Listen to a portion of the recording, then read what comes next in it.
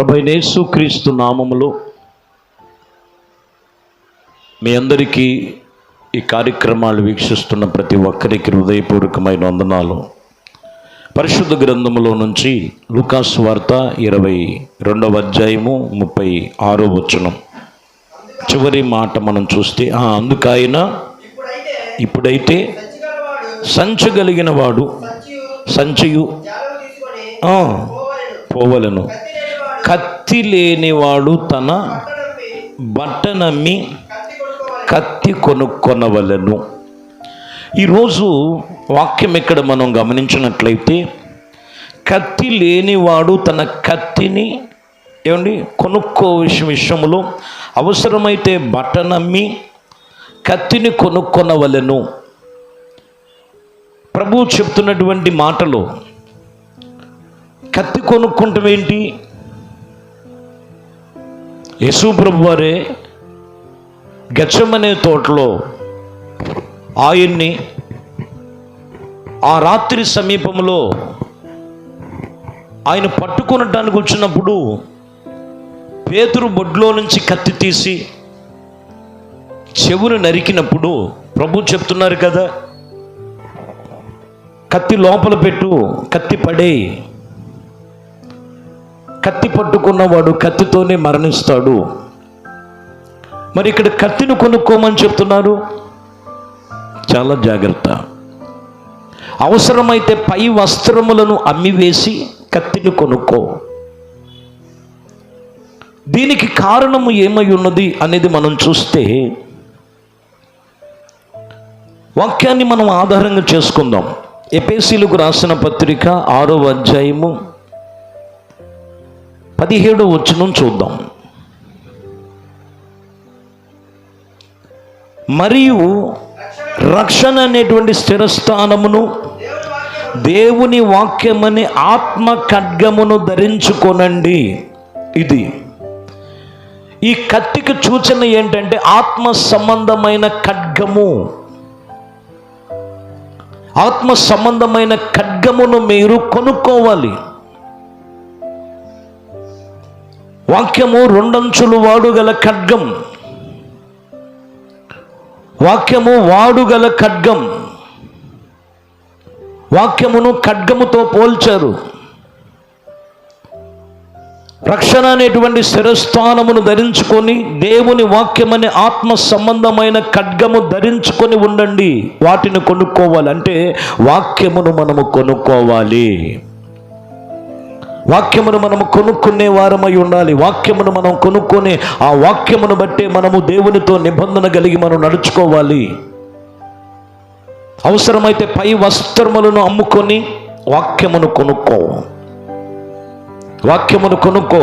ఆత్మ సంబంధమైన ఖడ్గం, వాటిని నువ్వు కొనుక్కో. ఎందుకంటే హెబ్రీయులకు రాసిన పత్రిక 4వ అధ్యాయము 12 వచనాలు మనం చదివితే ఏమని రాయబడింది? ఎందుకనగా దేవుని వాక్యము సజీవమైన బలము గలదై రెండంచులు వాడుగల ఖడ్గము వంటి వాడుగా ఉండును. ప్రాణములను కేళ్లను మూలుగులను విభజించి దూరుచు హృదయము యొక్క తలంపులను ఆలోచనలను శోధిస్తూ ఉన్నది.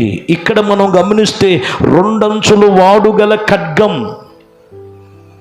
దేవుని వాక్యము సజీవమైనది, బలము గలది, రెండంచులు వాడుగల ఖడ్గము వంటిది. అది హృదయములోనికి దూచుకొని వెలుచు కేళ్లను మూలుగులను ప్రాణములను విభజించి దూరుచు హృదయం యొక్క తలంపుల యొక్క ఆలోచనల యొక్క శోధించుచూ ఉన్నది. ఆ వాక్యమును నువ్వు విడిచిపెట్టద్దు. వాక్యమును కొనుక్కో. వాక్యమును కొనుక్కోమని చెప్తున్నాడు ఈరోజు వాక్యం.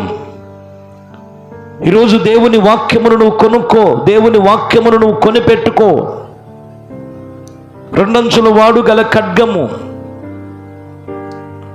వాక్యము నిన్ను బాధలలో నెమ్మది కలుగు చేస్తుంది, శోధనల నుంచి తప్పించుద్ది, ప్రతి సమస్యల నుంచి విడిపించగలిగినటువంటి దేవుని వాక్యము చెప్పేవారికి వినేవారికి వర్తిస్తుంది. మూలుగలను కీళ్లను విభజిస్తూ ఉంటుంది. చెడుతనమునకు చోటుండదు, పాపమునకు చోటుండదు. ఈరోజు మనము కొని తెచ్చుకోవాల్సింది ఏం కొని తెచ్చుకుంటున్నాం? కొందరు అనకూడదు కానీ ఆ ఫోన్లు కొని తెచ్చుకొని పనికిరానివన్నీ చూడటం, అన్నీ అందులోనే ఉన్నాయి. మంచి ఉన్నవి, బూతు సంబంధమైనవి కూడా ఉన్నాయి. కొన్ని తెచ్చుకొని జీవితాలు పాడు చేస్తున్నటువంటి విషయం. ఈరోజు వాక్యమును కొని తెచ్చుకో. వాక్యం విభజిస్తుంది, వాక్యము నీ మీద పనిచేస్తుంది, వాక్యము నిన్ను సత్యములోనికి నడిపిస్తుంది, వాక్యము నీ పాదములకు దీపము, నీ త్రోవ చూపిస్తున్నటువంటిది వాక్యము. తప్పు మార్గములో నుంచి నడిపించగలిగినటువంటి ప్రతి విషయములో ఆ తప్పుని సరిచేసి సక్రమమైన మార్గములు నడిపించగలిగినది వాక్యం. అదే వాటిని నువ్వు కొనుక్కోనమని చెప్తున్నాడు ప్రభు. చూడండి, మనం చూస్తే 2 సమూయేలు గ్రంథం 11వ అధ్యాయం 25వ వచనం చూద్దాం. 2 సమూయేలు గ్రంథం 11వ అధ్యాయము 25వ వచనం. అందుకు దావీదు, నీవు యోవాబుతో ఈ మాట చెప్పమని సంగతిని బట్టి నువ్వు చింతింపకము. ఖడ్గము ఒకప్పుడు ఒకని మీదనే, ఒకప్పుడు మరొక దాని మీద పడుటకు, పట్టణమందు యుద్ధమును మరియు బలముగా జరిగింపు దానిని పడగొట్టమని చెప్పి నీవు యోవాబుతును ధైర్యపరిచి చెప్పమని ఆ దూతకు ఆజ్ఞాపించి పంపెను. చూడండి, ఇక్కడ మనం చూస్తే యుద్ధములు జరుగుతుంది. యుద్ధములో ఏమని చెప్తున్నాడండి? ఖడ్గము ఒకరి మీద ఒకప్పుడు పడును, మరొకరి మీద మరొక సమయంలో పడును. యుద్ధము బలముగా జరిగించు, ధైర్యము తెచ్చుకో, ధైర్యము తెచ్చుకోనమని ఆజ్ఞాపిస్తున్నాడు రాజు అయినటువంటి దావీదు. సందర్భం వేరు. ఏమిటిది సందర్భం? యుద్ధము జరుగుతున్న సందర్భం. ఈరోజు మనం గమనించాలి, ఖడ్గం అనేది దేవుని వాక్యమునకు సూచన. 2 అంచుల వాడుగల ఖడ్గం ఒకసారి ఒకరి మీద పడుద్ది, ఒకసారి ఒకరి మీద పడుద్ది. కొంతమంది వాక్యం వింటూ ఉంటారు. ఈరోజు మా ఆయన గారి గురించి మాట్లాడారండి, ఈరోజు మా భార్య గురించి మాట్లాడారండి. కాదండి, గుర్తించాలి, అక్కడ చెప్పే అర్థం అదే. ఒకరి మీద ఒకసారి భర్త మీద పడవచ్చు, ఒకసారి భార్య మీద పడవచ్చు, ఒకసారి పిల్లల మీద పడవచ్చు, ఒకసారి కుటుంబంలో అనేకమైన విషయంలో పడవచ్చు. ఖడ్గము ఎవరి మీదైనా ఏదో ఒక సమయంలో పడును. కానీ నువ్వు జరిగించేటువంటి విషయము ఇదిగో, ధైర్యముగా యుద్ధము జరిగించాలంటే నువ్వు వాక్యం అనే ఖడ్గము చేత నడిపించబడాలి. అధైర్యపడద్దు.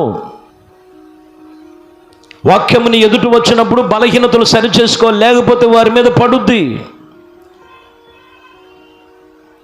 బలహీనతలు సరిచేసుకొనటానికే దేవుని వాక్యము మనం కొనుక్కోవాలి, దేవుని వాక్యమును మనం సంపాదించుకోవాలి. దేవుని వాక్యం అదే చెప్తున్న మాట. అలాగే మనం గమనించినట్లయితే 12వ అధ్యాయం 2వ వచనంలో కూడా ఒక మాట ఉంటుంది. సమూయేలు 2వ గ్రంథము 12:2. ఓకే. ఒకడు ఐశ్వర్యవంతుడు, ఒకడు దరిద్రుడు. ఐశ్వర్యవంతునికి విస్తారమైన గొర్రెలు గొడ్లు కలిగి ఉన్నవి. అయితే ఆ దరిద్రుడికి తాను కొనుక్కున్న ఒక చిన్న ఆడ గొర్రె పిల్ల ఉన్నది, ఏమీ లేదు. దేవునికి స్తోత్రం, హల్లెలూయా. చూడండి, ఈ వ్యక్తికి విస్తారముగా ఉన్నది ఒకడికి మాత్రము ఒక ఆడ గొర్రె పిల్ల మాత్రమే ఉన్నది. దాన్ని కొనిపెట్టుకున్నాడు, ఉన్నది ఒకటే. ఆ ఒక్కదాన్ని చక్కగా దానికి మేపుతున్నాడు. దాన్ని ఏమండి గుండెల మీద వేసుకుంటున్నాడు, భుజముల మీద మోస్తున్నాడు. ఈ సందర్భం ఏమై ఉన్నదంటే, ఈ ఐశ్వర్యవంతుడు అంటాడు, ఇదిగో నీకున్నటువంటి ఆ ఆడ గొర్రె పిల్లను నాకు అమ్మివేయి, కొనుక్కుందామని చూస్తున్నాడు. ఈ ఆడ గొర్రె పిల్ల కలిగినటువంటి వ్యక్తి అంటాడు, ఇది నీకు ఇవ్వటము అసాధ్యం, కుదరదు. ఇది ఎలా కుదురుద్ది? నాకున్నది ఇదే. అమ్ముకొనటానికి ఇష్టపడలేదు, ఉన్నదే కొంచెం అమ్ముకొనటానికి ఇష్టపడలా. కాపాడుకుంటున్నటువంటి అనుభవం. ఈ మాటకు ఆత్మీయ అనుభవం మనం నేర్చుకోవాలండి.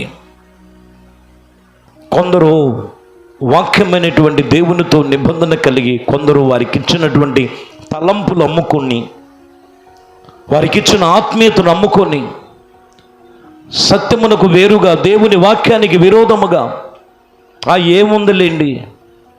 ఏముందిలేండి. కొంతమంది నాకు కొన్ని పరిచయాలు అవుతూ ఉంటారు. ఒక 2 నెలలు 3 నెలలు 4 నెలలు అక్కడ పరిచయం జరిగించామండి.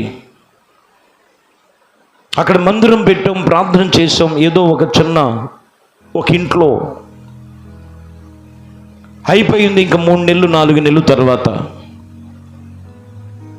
ఆ తర్వాత ఏమో లేండి, వారి పరిస్థితి ఏమంటే, వారు ఎక్కడోక్కడికి వెళ్తున్నారు లేండి, మాకు అక్కడ కుదరట్లేదండి, మేము అనుకున్నట్లుగా అక్కడ మాకు అందుబాటులో అన్నీ లేవండి. ఇచ్చిందే ఒకటి, అమ్ముకొనటం. ఈరోజు ప్రభువు చెప్తున్న మాట, దేవుని వాక్యమును మీరు కొనుక్కోనండి. కష్టం వచ్చినా, నష్టం వచ్చినా, ఇబ్బందులైనా, ఒక్క గొర్రె అయినా సరే, అక్కడ మనం రాయబడిన మాట, ఒక్క గొర్రెను కూడా, అక్కడ ఆడ గొర్రె చిన్నది, అమ్ముకొనటానికి ఇష్టపడలేదండి. కొందరు చూస్తే వారికి ఇచ్చిన ఆత్మీయతను పాడు చేసుకొని, అమ్మి వేసుకొని, ఆ స్థానంలోనికి ఇంకొకరెవరు అర్హత లేని వాళ్ళని తీసుకొచ్చి అక్కడ పెట్టి, అక్కడ ఏదో జరిగి, అక్కడ కొన్ని రోజులు జరిగించి, తర్వాత ఇవన్నీ కూడా చెదిరిపోయి అది కానే కాదు. దేవుడిచ్చినటువంటి ఆత్మ సంబంధమైనటువంటి కొనుక్కొనటం అంటే అది కాదండి. ఇచ్చినది భారమైన, కష్టమైన, ఇబ్బందులైన, పరిస్థితులైన వాటిని మనము కొనుక్కొని, ఇచ్చిన దానిని మనము జాగ్రత్తగా కాపాడుకోవాలి. ఇచ్చినదే ఒకటి. ఈ ఇచ్చిన ఒకదాన్ని తీసుకొని వెళ్ళి ఎక్కడేసాడండి? భూమిలో పాతి పెట్టాడు. పైగా నువ్వు విత్తన చోట కోయవాడవు, కోయని చోట కూర్చుకునేవాడవు అనే మాటలు పలుకుతున్నాడు ఆ వ్యక్తి. సోమరి అయిన చెడ్డ దాసుడా, నీకిచ్చినదే ఒకటి, ఇచ్చినది నువ్వు కాపాడుకుంటాం చేత కాలేదు. నీకు ఇంకా మరిన్న వాటి మీద నీకు అధికారం ఎప్పుడు ఉంటుంది? ఈరోజు గమనించాలి. నీకిచ్చినది అమ్ముకుంటున్నావో, నీకిచ్చినది పాడు చేసుకుంటున్నావో, నీకిచ్చిన దానిని బట్టి 2కు 2 4 నీవు కొనుక్కొని దేవుడి సన్నిధిలో ఇదిగో అభివృద్ధి పరుచుకుంటున్నావో, ఈరోజు వాక్యం చెప్తున్న మాట, వాక్యం అనేటువంటిది నీవు కొనుక్కోవాలి. ఆత్మ సంబంధమైన ఖడ్గం. వాక్యమందు నువ్వు నిలిచి, వాక్యమందు వేరుపారి, వాక్యానుసరమైనటువంటి జీవితము జీవించినట్లయితే ఆత్మీయతలు అన్ని విషయములో దేవుడు నీకు సమృద్ధి కలుగు చేసి సకలమైన కృపలు స్థిరపరచునుగాక. ప్రార్థన. పరిశుద్ధుడా, ప్రేమ స్వరూపి, దయగలిగిన మా ప్రభువా, మీ ఘనమైన నామమునకు స్తోత్రములు చెల్లిస్తున్నాం. ఏ విషయంలో కూడా అయ్యా మీ వాక్యానుసరంగా జీవించుటకు మీ కృప దయచేయండి. ఎక్కడ కూడా నాయనా అవసరమైతే మీరు కొనుక్కోనండి, అమ్ముకోవద్దని చెప్తున్నావు ప్రభువా. మరి ఆత్మ సంబంధమైన ఖడ్గం, దేవుని వాక్యం, వాటిని కొనుక్కొని, వాటిని జాగ్రత్త పరుచుకొని, వాక్యానుసరముగా నడుచుకునేటువంటి సిద్ధపాటు ప్రతి ఒక్కరికి దయచేసి, ఒక్కొక్కరిని పేరున మీరు దీవించి, దర్శించి, పరిశుద్ధపరిచి, మీ కృపలు స్థిరపరచమని, మీ ఘనమైన నామమునకు మహిమ తెచ్చుకున్నామని యేసుక్రీస్తు నామములు ప్రార్థించి వేడుకొనుచున్నాము తండ్రి. ఆమేన్. ప్రభు మిమ్మల్ని దీవించి ఆశీర్వదించునుగాక.